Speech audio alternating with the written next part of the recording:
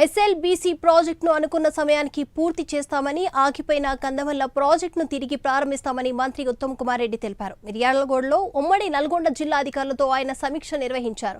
గత ప్రభుత్వం కేవలం కాళేశ్వరం పైనే ఎక్కువ దృష్టి పెట్టిందని, దక్షిణ తెలంగాణకు చేసిన అన్యాయం స్పష్టంగా కనిపిస్తుందని కూడా అన్నారు. ఎస్ఎల్బీసీ దేవాదుల ప్రాజెక్టును కూడా పూర్తి చేయలేదని, పాలమూరు, రంగారెడ్డి, కల్వకుర్తి, నెట్టెంపాడు, బీవ ప్రాజెక్టులను పట్టించుకోలేదని మండిపడ్డారు. తమ ప్రభుత్వం సాగునీటి ప్రాజెక్టులకు అధిక ప్రాధాన్యం ఇస్తుందన్నారు.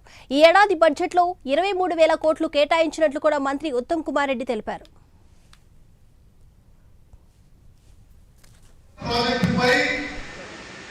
ఎక్కువ ఫోకస్ పెట్టి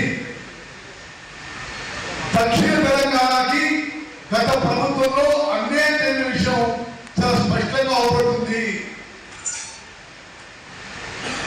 అసలు ఇప్పుడు దేనికి పరికరాత్మక కాళేశ్వరం ప్రాజెక్టులో గతంలో 94,000 కోట్లు ఖర్చు పెట్టి అదే 94,000 కోట్లు వేరే ప్రాజెక్టులు పెడితే ఇప్పటి వరకు ప్రాణాయ చేపలు అయిపోయేది, ఎస్ఎల్బీసీ అయిపోయేది, డిండి అయిపోయేది, దేవాదులు అయిపోయేది, పాలమూరు రంగారెడ్డి అయిపోయేది.